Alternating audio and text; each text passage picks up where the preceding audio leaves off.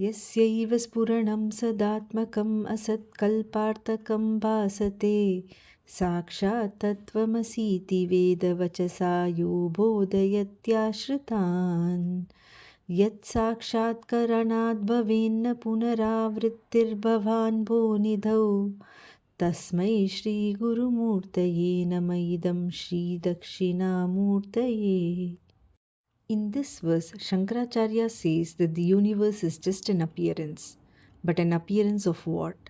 For example, when a person walking at night in a forest stumbles upon a rope, for a moment it appears to him as a snake, until he realizes it is just a rope. The snake appears to exist because the rope exists.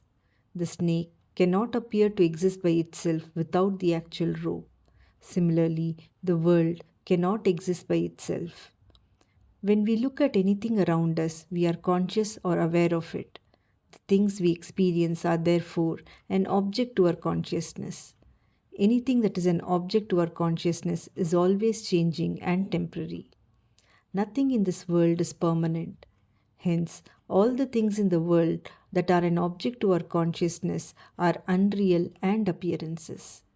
Shankaracharya says that they are appearances of the Supreme Brahman, which is full of consciousness and existence. To understand this further, take an example of a potato boiling in a vessel containing water placed on a stove. The potato needs heat to cook. It borrows heat from the boiling water. The water in turn borrows heat from the vessel, and the vessel borrows heat from the fire underneath. When the fire is off, the potato, water, and the vessel all become cold, thereby showing that heat is not their intrinsic property. But the heat in the fire does not come and go. Fire does not become cold, showing that heat always exists in the fire. Now compare heat to existence and consciousness. All things that exist in the world are temporary. They come into existence and go out of existence, just like the potato gaining and losing heat. We are born and then die, coming and going out of existence. Hence, existence is not our intrinsic property.